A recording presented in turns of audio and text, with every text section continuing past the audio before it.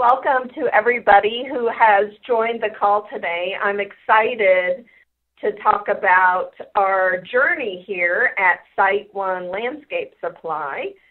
I'm sure many of you are wondering about SiteOne Landscape Supply, and so I do want to take a moment to just share a little bit about SiteOne and a little bit about who we are and give you a good overview about us before we talk about our change journey that also includes technology implementation and new processes for talent management.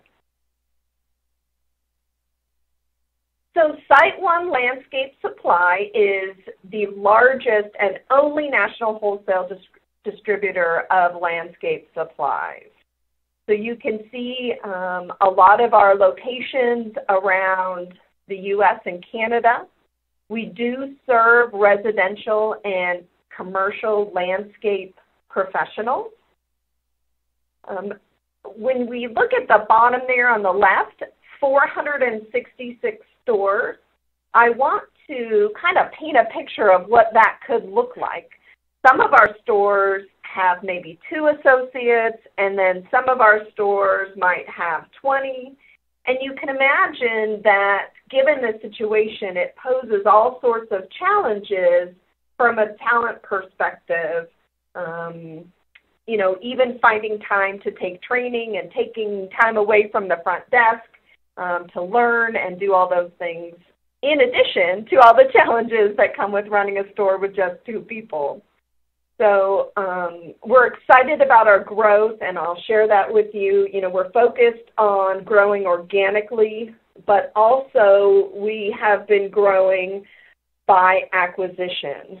We have acquired 14 businesses between 2014 and 2016. And this brings additional challenges as a growing business because a lot of the companies, if you can imagine, that we acquired might be very small. A lot of times they are family-run businesses that have just done so well in their business, and we've acquired them. However, up to date, they haven't really focused on setting goals or conducting performance reviews or training. And now as they join SiteOne, this becomes a whole new layer of activities on their normal business activities that they do. And so it's our job here from the center to make everything simple and really seem very approachable. And so this is going to be one of our big themes as we go through our journey, is how we are trying to make all of this seem simple for the end users there. And if I draw your attention to the right side of the slide at the bottom, I'm sure many of you are wondering who SiteOne Landscape Supply is, and you may not have heard of us. We were formerly John Deere Landscapes. And John Deere is probably someone that you have heard of before, but maybe not John Deere Landscapes. And as we go through this journey with you, I want you to kind of think about that, and I will share a little bit more about how that created additional challenges and opportunities for us as we became SiteOne. In addition to that, and all of our, not only the name change, and our growth by acquisition, we also launched our IPO last year, and so you can find us at the stock exchange, and our code is SITE. So here I just wanted to share with you to get an idea of how we are performing. We're super excited and proud of our performance since we launched our IPO. So something, as we keep in mind as we grow, not only the organic growth, but acquisition as well, keeping pace with that from a talent management perspective, onboarding new associates, and making sure that they have what they need from a talent perspective. So let me show you some of the supplies we carry, because I think many of you might be more familiar with some of these names as well. If you have a location near you, I would encourage you to look at our website after this call and check out one of our locations for all of your irrigation or nursery or hardscape needs. It's certainly been a good company store for me, for sure. So enough about maybe the high level here about who SiteOne is. I want to get us into specifically our journey, and what I want to talk to you about today is the talent management journey. And really, as we look at this, I mentioned before the transition from John Deere Landscape to SiteOne. And, if we think about, most of us know John Deere Landscape, and John Deere, and we know big, tractors, and they're a big manufacturing company of, tractors and things like that. They had a little division, which was John Deere Landscape, and they were a wholesale distribution. And because John Deere Landscape was such a small part of the business, a lot of and we're just going to talk about talent management here, a lot of the talent management specifics were not for a wholesale distributor, but they were for a manufacturing company.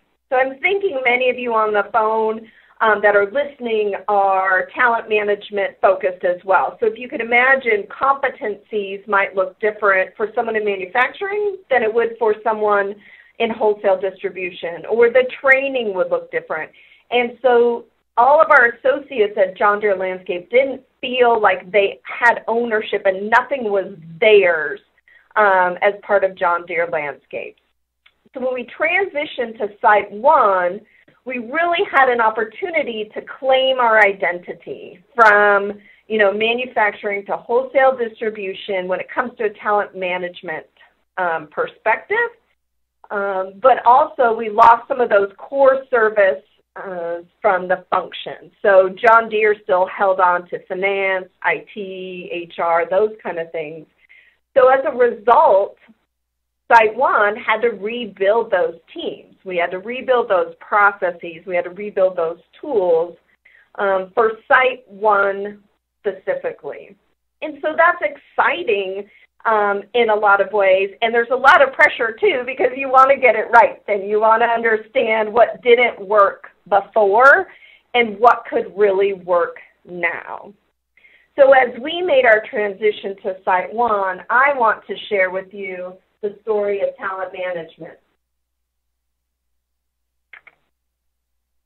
First of all, I think when we looked at what did this mean for talent management, you can see the big change button here. And I want you all to notice that it says change and not the easy button, because it's not easy to make all these changes for our associates all at one time.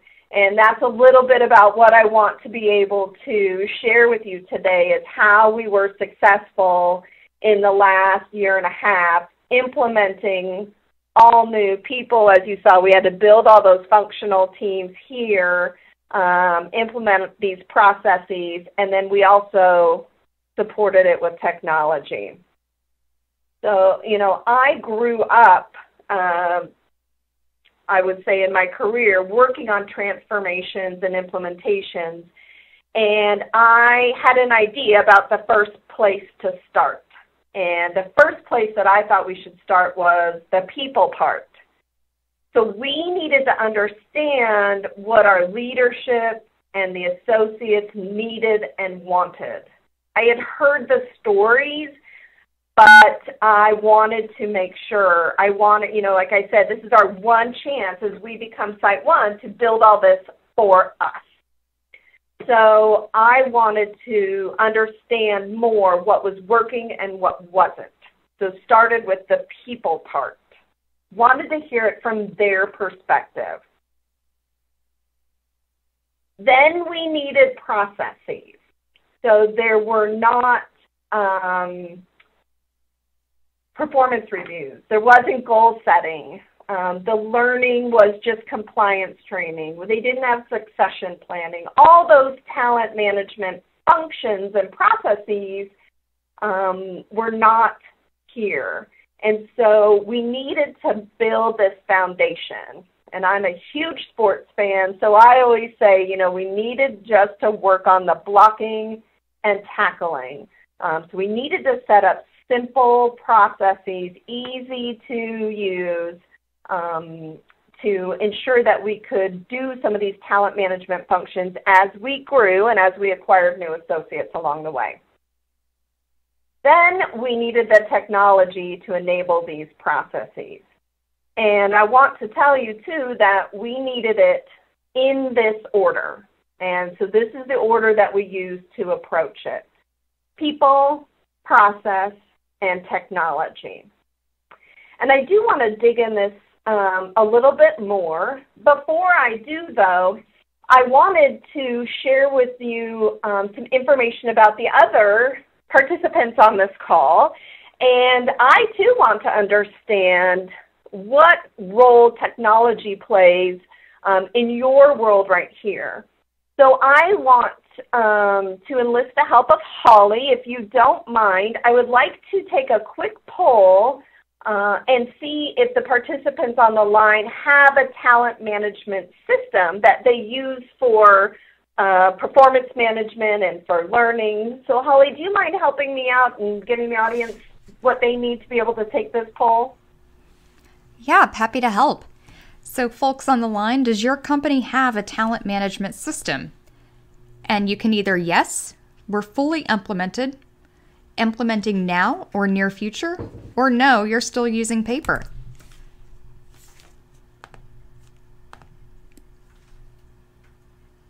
So Laura, I will let you talk on the results that are coming in. It looks like folks are ready to rock. Yes, I would say so. That is fantastic, and I'm so glad to see some of these results. It looks like a lot of you are fully implemented, and you might be like us, where we've implemented. Oh, the numbers are changing as we go. But we're at a position too where we have probably all the modules implemented that we want to at this time. And I would say that is the blocking and tackling piece. But we're still working on, finding new ways and taking the next turn of the wheel. I mentioned earlier that simple was our theme, and I'm going to carry that through as we go into this. And you can, I can share with you some of our future plans too. But that is exciting to see that many of you are fully implemented. Some are still, about 33%, are implementing now or in the near future. So hopefully you can gain some of these, some insights here to help you through this process. And you know what? If you are still using paper, it wasn't too long ago that we were right there as well. So I can definitely understand and sympathize with you. And if you go ahead and take on a technology journey to enable some of your performance processes, then hopefully you can pick up some good tips and tricks and some thoughts from this presentation.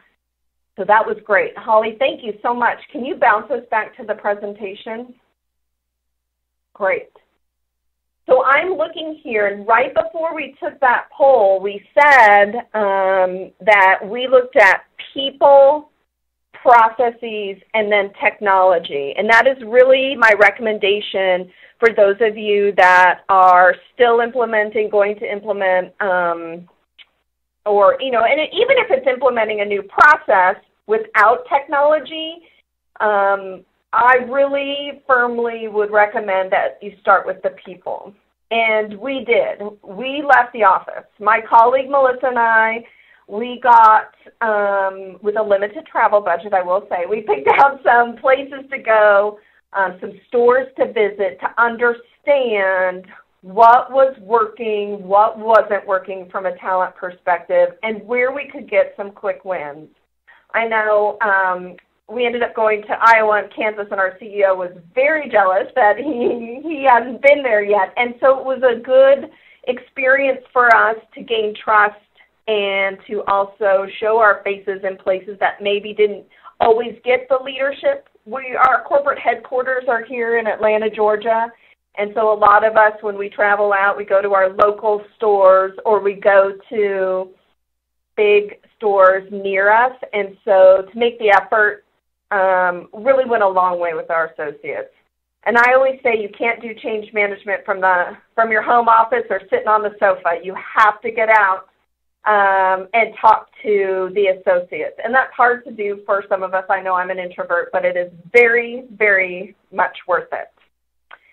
Some of the things we heard were they wanted to set goals and have performance reviews. So let that just soak in just for 1 second. They wanted to set goals. I didn't know at first if they knew what they were asking for, but sure enough they did. They wanted the opportunity to understand what they were doing, how it fit into the overall organization. They were being held accountable for it, so they wanted to be able to set the goals and then have good discussions in the performance reviews. They wanted the processes and tools, again, to be simple. And, in a larger company, and I've been there before too, they explained the prior systems as ping-ponging back and forth for approvals or pencil whipping the forms. So they didn't want that. They wanted it to be user-friendly, not so many, approvals and things. They mentioned too much irrelevant new hire training. So the first day they got in and they got flooded with, all these online courses, they didn't know what they were doing. There were lots of systems, none of them talked to each other, and then very little conversations about development or career planning, so they didn't know what their next steps were. So we did start with the people, and based on what they said, we started our process work here. So this is even before we had a system in place. We tackled the training piece. For us, this was the easy win. We could audit the new hire training list, make edits, and then go back out and communicate and say, we heard what you said, and this is what we did. So we involved their ideas in the solution. This helped gain some of the trust, but, in this whole change process, to be able to get quick wins and engage our associates and start to build some of the trust that we were hearing them really went a long way. So that was just, checkpoint number one. That's where we started with. The next thing we did is we looked, more at different processes, and we looked at really the processes around goal setting and performance reviews. It was good timing based on the time of year and the priority that was coming up, but we did not have a system yet. And so what we learned was they wanted to set goals, but they didn't know how. They didn't, for a store manager who had 19 people there, they were struggling with what is a good goal. So we asked and got a small group together and asked for examples of goals for some of our key positions. Store managers, CSSRs, drivers, what would be good goals? And we put them simply in an Excel spreadsheet that was searchable by role and sent it out. And, again, we heard the need, built the tool with help from advocates in the field. So we did not do it by ourselves. I think I explained before, we had to hire all of our corporate people for some of the functions, HR and finance and IT. And as much as we're here to help, I know the feeling is some of the stores don't like to see help coming, and I totally get that. So, it's not things that we can push to them. It is how can we get them involved, to be able to help build the tools, to help communicate it with us, to help share the burden of the weight when questions come in. And then later we added the technology to enable these processes. So really in that order, the people, the process, and the technology. And I want to share a little bit more about the change piece and our approach to change that would really works for us, and then give you some concrete examples there.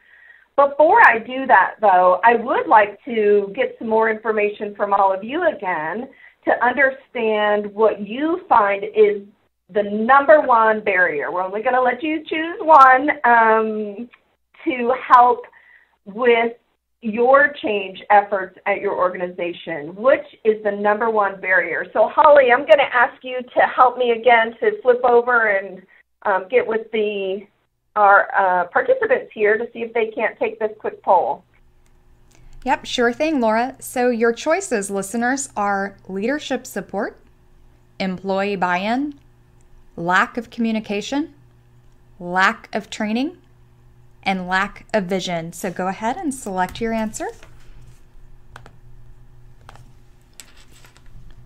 And Laura, I will let you discuss what you see. Is anything surprising? Well, nobody said lack of training. And you know what? I don't think that is surprising to me. And here is why I would say it. And if it is lack of training, I get it. But a lot of times, as I've worked with leaders in organizations, they say, okay, we're going to make this change. Let's just give them training and they'll be okay. And what they're missing is the whole change process. It's not just giving associates training. It is providing all the other things that are here. The leadership support, discussing what the change is going to be, communicating. Training is part of it, but if someone shows up, this is what I believe. If someone shows up for training and that's the first time they heard about the change, we're in trouble. So we have got to figure out ways to get employee buy-in all through the process. And so what I want to do in the last part of this session here is discuss our approach to change that worked here. We've already talked about the people part, the process, and the technology, but our kind of formula for the change piece that will hopefully help with the employee buy-in, because it's not just communication and it's not just training. So there's some other pieces that need to fit in there that I think are super important, and I would like to just share them with you and share our experience, and then hopefully that will help some of you as we go forward. So Holly, I'm ready when you are if you want to jump back to the presentation. Good feedback. Thank you so much. I was curious what it would be. So here on this slide, you can see our approach and how we handle change here. Whenever there is a change, even if it's a good change, there are questions and concerns. So it's our job as leaders to create the opportunity to allow those associates to get their questions and concerns addressed. So I want to take us through an example of, okay, we've got to get leadership aligned. Nothing's worse than one of them leaves the meeting and says, don't worry about it, it's going to change in 2 weeks anyway. That is tough, right? And sometimes that goes along with the business case in terms of, if I want to initiate a change, sometimes I have to tell the leaders the business case, and sometimes the business case comes from leadership. But why are we making that change? And then sharing the vision with the associates to, well, what is the end state? Why are we doing this? What will it look like when it's done? And then get people involved and find the advocates. So this is a lot of where that people part comes in. Of course, training is part of it. But a lot of times we all just think, okay, well, we're going to handle the change. We're going to tell them it's coming. So check, check, we've done communication. And then we're going to organize training, check, check, and we should be good. But in fact, that's not always a proven method. So let me take you through an example here. I want to go through an example, first of all, that has kind of, nothing to do with technology or talent management, to kind of walk you through an example. When I teach change classes, this is my example that I use.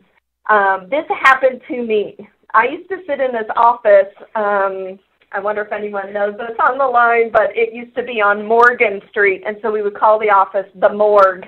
It was old, it leaked, it had bugs, it wasn't centrally located for most of us, it was awful. And so our leaders, after, much complaint and looking at all the costs and everything, they supported the move. And so, we talked and explained what the change was and why it was important. And I have to say that everybody pretty much wanted to move because the office was crummy. But if you look in the bottom right-hand corner, associates still had questions and concerns. They wanted to know, well, what will my new commute be? Will I be in a cube or do I get offices? Can I bring my lunch? Will there be some place to eat? What's parking like? So I think even though the change was good for most of us, certainly over half, we still all had questions and concerns. So some of the things we did when we looked at sharing the business case and the vision was all along the way we held open sessions so that people could ask us questions. Then we met individually with our teams so they could understand what it meant for them. They knew that we were listening. They could have some of their own personal questions answered. Of course, we were communicating all the way. And we got people involved early. We took associates on tours. We enabled a team from the existing associate pool to help us organize the move. They helped with seating charts. They planned the celebrations. Lots going on to make this as smooth as possible. And then, we had to have training because there was all these rules. I'm not sure if you've ever done an office move, but how to pack, how to apply the stickers and everything. And if you can just stop for a second and think, what if all of a sudden you had a communication that said the office is moving, and then 2 weeks later you got trained on how to pack and how to get to the new location, but you didn't have anything in between that I just described. And part of you in your brain is like, well, there's no way leadership would do that. But that's what we do sometimes when there's a technology implementation or there are new processes to roll out.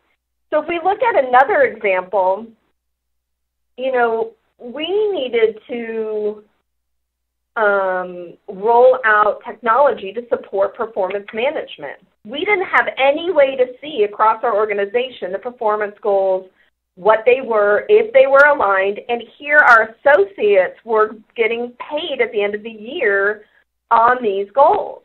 So, we had to garner the support of the executives on the implementation, of course, on the technology, and then find leaders in the business who could also help us support what was going on. And when I say leaders, of course I mean leaders of people, but also there were very many informal leaders that we had to engage as well.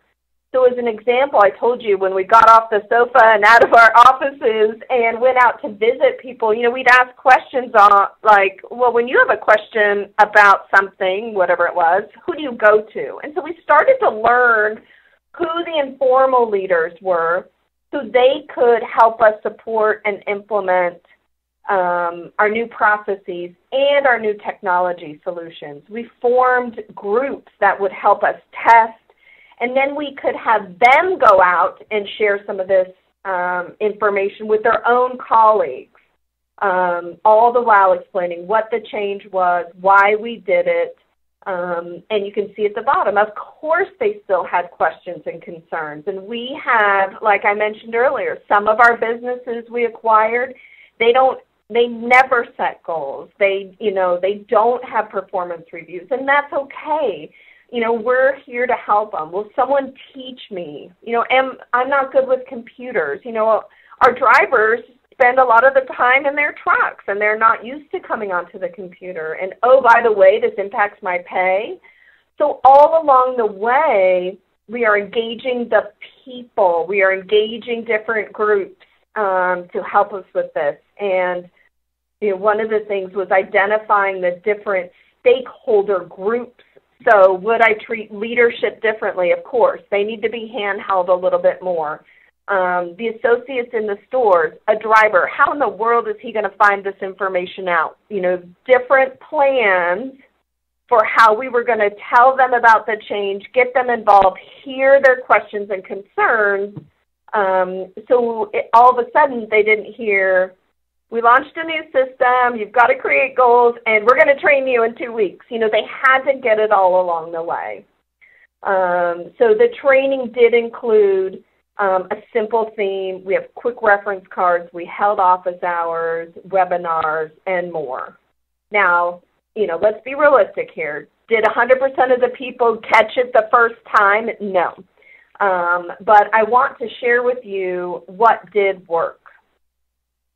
What worked for us, and what I would encourage you to do, is to involve the people first. Involve your employees. We call ours associates here. Involve our associates first and early. Create a change plan and executing it before training. So a lot of you, had mentioned that it was employee buy-in and engagement. We need to work on that right from the start. To expect it to walk into a computer training room or to walk into a training class or sit in on a webinar, it's too easy to tune out because you don't know what's happening. Also, going out and hearing firsthand the pain points. Let's see, user-friendly processes, simple. The second to last bullet, I want to draw your eye to this one. We did not make this journey about the technology. We made it about enabling the conversations and creating value for the associate. I have implemented various technology platforms over my career, and the technology companies make it about technology. That's what they do. That's what they're good at. I know when I talk about, or I've engaged some of our different technology partners, they like to tout that they can implement in 8 weeks. Well, I'm sure they can. With the configuration, that's what they do. They know how to, program and turn the right bells and whistles. But we, organizations, we need more time to get our people ready, to get our processes ready. So that's, some of the things that I'm very conscious of is that, we want to make it, or we wanted to make it simple. I'm not going to turn on anything more than what our associates need right now. Of course, a lot of our partners, they want to show off with all their bells and whistles. And for some of us that are fully implemented with all the modules, then as we get a more sophisticated population, then we can turn on some of the bells and whistles. But really working on that blocking and tackling first. So I can't stress enough. Take the time, although, with your own associates. You know how long it's going to take to, engage them and make sure they understand that before you flip a switch. We did implement 6 modules in 1 year. You can see the modules listed there. So let's look at life 1 year later with these 6 modules. We were able to revise the new hire training, really a new approach to onboarding our associates, process, tools, and systems. We even started performance calibration, and again, making the system very user-friendly so that we could focus on those conversations. And I will tell you, we started the performance calibrations at one level of our organization, and then, they wanted to go out and take them deeper. So it was very, very exciting to be able to enable those discussions. And the same thing for the talent reviews, starting those and them wanting more than being all of our business associates.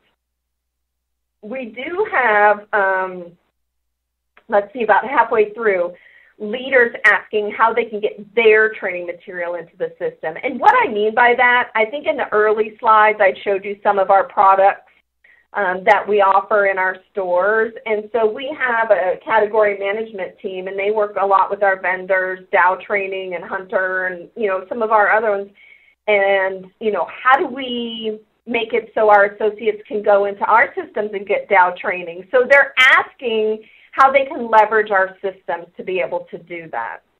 And one thing's fun, the next one, we did turn on badging, and that's been, I was leery of it, I'll have to say. I wanted to be thoughtful about it, so it really had true meaning. And so we did turn on some badging this year, and it's been fun to get dashboards and be able to see who's on the leaderboard with some of our different contests that we have. So that's been good. And, we talk about leadership alignment and getting support. That next bullet point there, as our associates are able to go in and input data into their profiles, our CEO is serious about printing these bios, and we've been helping him. So as he goes on trips to our stores, keeping us up with us, going to Iowa and to Kansas, he will print bios of the associates at the stores so that he knows a little bit about them. And of course, we offer before big meetings, to print the bios. So, it's a good way for leadership to start to engage and teach them how to have the conversations. And, really want to share with you that last one. I think that's the one I'm most proud of, is that there's a pull for information, and we're not just pushing it from the center. I think we all know what that's felt like, and, I said earlier, not all of us like to see help coming. So by keeping it simple, low-key, and really listening to what they wanted and engineering the systems that way, and the different processes, and we can't always do that, but we're honest where we can't do that and say, listen, I know that this is going to be a little bit more than we normally do, but this is why we have to do it. And, really working through our change approach, we have a pull for information, not just a push. So, that's a little bit about our journey and what's been exciting for us. I was asked originally when we put this together what I wish I would have known going into it. We've had a lot of success here. We've tripped too, so please, I'm very self-aware of all the things that have not gone well as well. But what I wish I would have known ahead of time coming in here is that we hear a lot, oh yes, I've shared that with my teams. The truth is we're not good as an organization about cascading information to all levels. I'm sure like some of you, we have pockets that are better than others.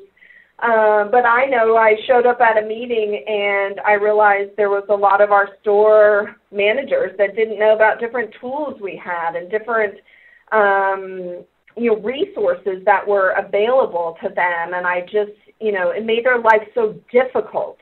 And if they just would have known that this was out there or, we were here to support, it would have been different. So we've been working on how we do that better. And we need to identify champions, resistors, and testers early. I know this, and I still need to be reminded of it because I talk a lot about the people, but again, turning on a system in 8 weeks is certainly possible from a technology perspective, but, sometimes it takes me 8 weeks to get on someone's calendar. So I can't imagine kicking off a project and then sending out invitations to testing when I barely even know what it's about. So this is one of those things, if you have not started your journey or you're going to turn on more modules, identifying and looking at those different stakeholders is always something that I need to be aware of and, get on calendars, if you will. From the process perspective, I needed to look more at the full life cycle of a process, and it's beyond talent management. because a lot of our processes touch onboarding and the ATS system, and through acquisitions, we have all these people we want to onboard through our onboarding module, but the only way to get to it is through talent acquisition, but there isn't talent acquisition if we're acquiring them. I mean, it just became like, oh my gosh, how do we get them this information we've already created if they're a little bit outside of the process? And then we also need to leverage peer and user groups earlier. So I know in Atlanta, there's a strong user group for the technology platform that we use, and we did not engage with them early enough. And now that we have, if we want to turn on a certain module or a certain functionality, or we want to adjust something, we're able to ask that user group if they've done it already, and they are able to say, yes, whoa, don't do that, or think about this. And that has really, really helped us.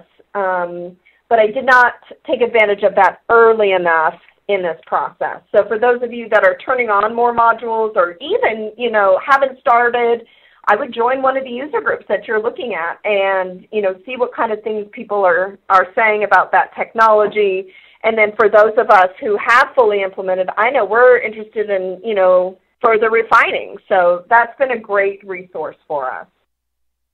And from the technology side, again, I'm not beating up technology, but here I am, I'm the one that says we're here stuck with implementing. So they're concerned about technology, and the configuration is the easy part. I think the adoption is the hard part. And from what I saw from our poll, you do too. So, we need to slow down and get the people part right. I think a lot of times our business leaders think the same way, and they want to go fast, fast, fast. And they think that by going fast early will save them money. But, a lot of times going slow at the beginning allows you to go faster later without additional spend and rework, which we know is costly. And I'll let you read some of these, but the other thing too, we think, oh, the technology is going to be so great, but there are strict deadlines, and if they're integrated, sometimes it's easier to change something in an Excel spreadsheet than it is to push back a form in a system. So I don't think that we handled that change very well for our leaders. They were used to last-minute changes, not the 11th hour, but the 13th hour, wanting to make changes. And at some point, I know you want to do the right thing. However, it's already been passed on to the next step. So I underestimated that piece of it. And so I would have liked to have been aware of that a little bit earlier as well.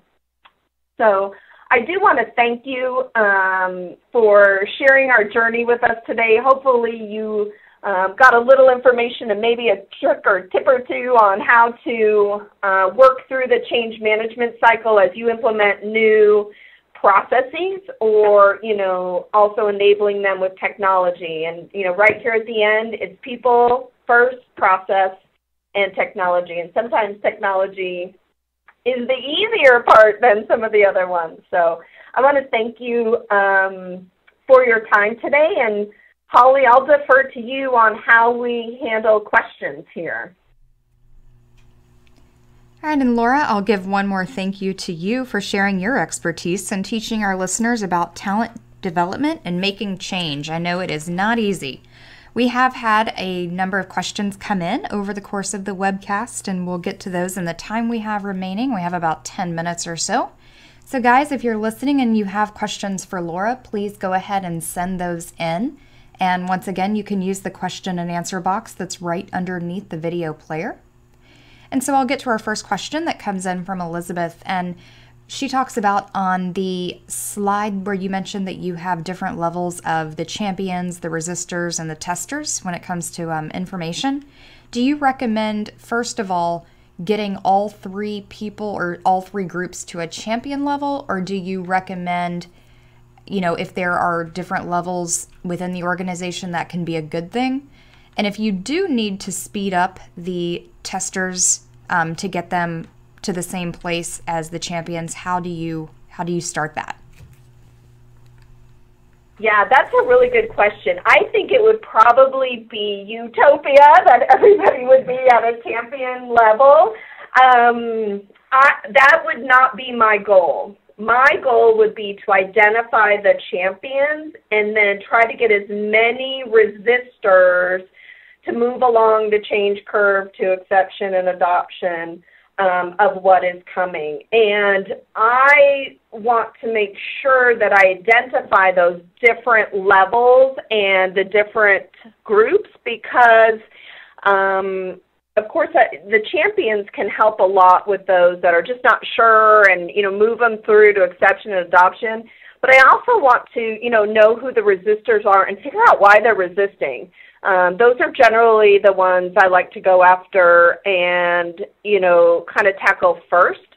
So I'm normally very happy if I have a group of champions and then, as we can build to that champion level, at least, I see champions a little bit different than adopters. I think those that are saying, yeah, I'm for the change, but then there's other champions who are out there, promoting it. So I think that the different levels are fine. The farther up the curve you can get, I think it's maybe a little bit of a dream to get everybody to be a champion in terms of going out and promoting it. If someone were to ask someone about it, an adopter would say, yeah, I think it's great. We'll give it a shot. But, being proactive would be different.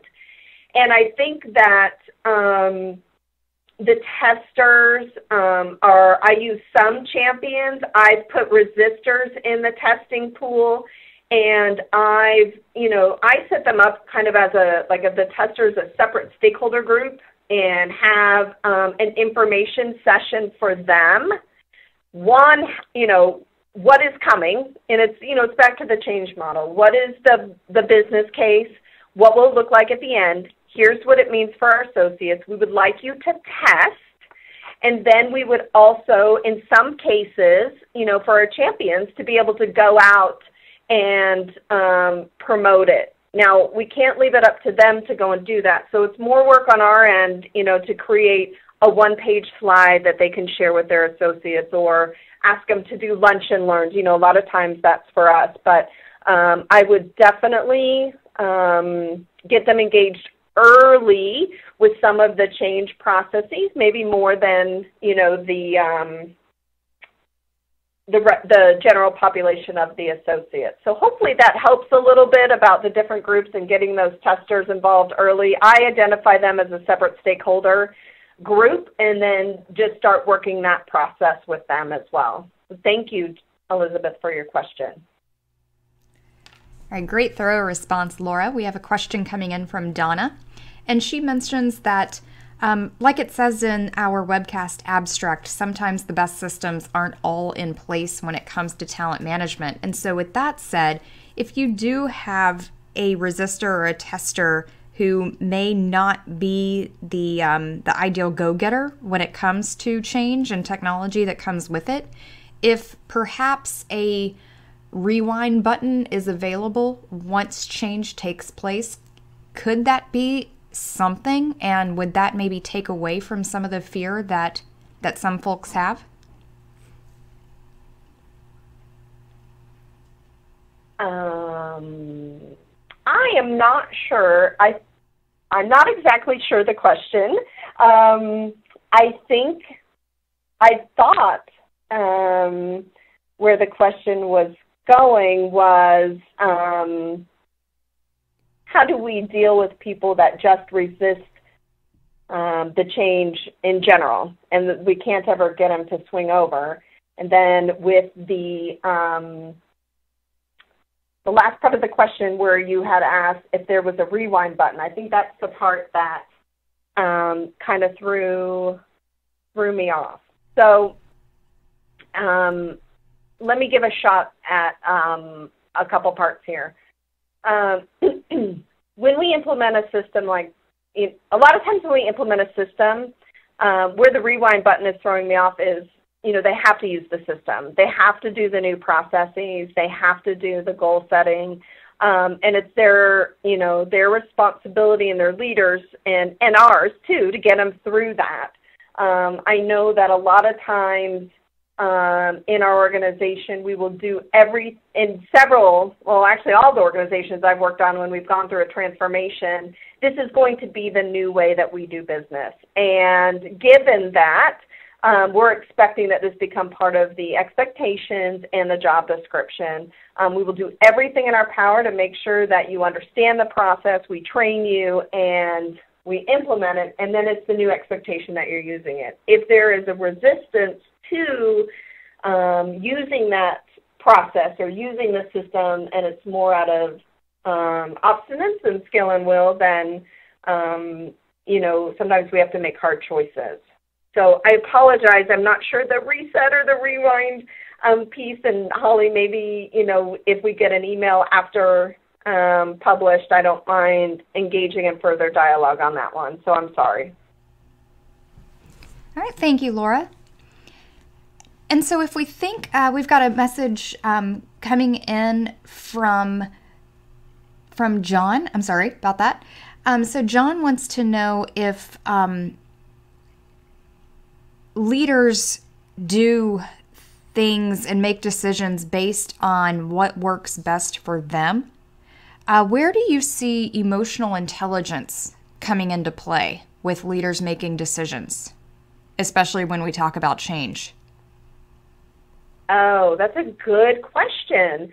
I think it's so important to have emotional intelligence when it comes to change, because it goes back to part of the change cycle where we are saying that we need our leaders to conduct sessions, to field questions, and answer concerns. A lot of times, by the time that we start to go through that change process, the leadership has thought about it for months and months and months, and they've already gone through that change cycle themselves. They need to realize that as we kick it off to the organization, that they're hearing it for the first time. So it's super important that, the emotional intelligence factor is heightened to, be able to, relate to the employees, the associates, each of the stakeholder groups on what is going to be changing for them. Now, I know leaders have different approaches and different styles, and I would never want to hamper that or, hold them back, because then it doesn't come off as genuine. And when you're asking me that question, the one thing that comes to mind here is that although we've tried to create some processes and some guidelines, we've created just enough so that leaders can approach things in different ways to suit their style. And let me say that a little bit differently. When I first interviewed here and talked to our CEO, I asked specifically, do you want to see the same process across every store? Do you want to see the exact same thing going on? And the analogy was, when you pull into a subdivision and all the homes are built by the same builder, everything looks like it fits, but there's some different styles that are in the subdivision, and we have to allow the different styles to account for some different leadership styles, having the emotional intelligence, living our competencies, all those kind of things, based on their region, based on their market, to have some flexibility there, but the foundation pieces all need to be the same. So hopefully that helps a little bit. I think you're spot on, drawing on the emotional intelligence piece of our leaders. So good thinking. All right, we have arrived at the bottom of the hour, so we'll go ahead and wrap up our discussion for today. And we'll close by saying one more thank you to our presenter today, Laura, and to everyone at Cornerstone OnDemand for making today's webcast possible. And as always, we appreciate our audience members who took time out of their busy days to tune in. So from all of us here at HCI, thank you for joining us and have a great day.